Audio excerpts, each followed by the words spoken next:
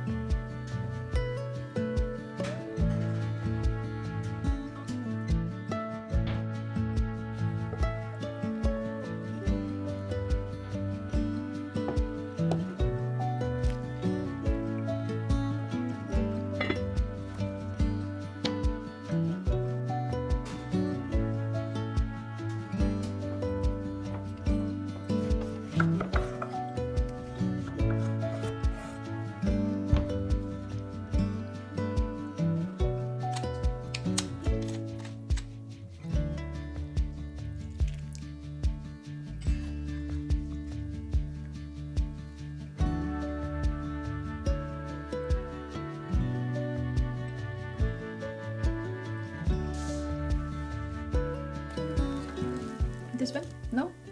Okay.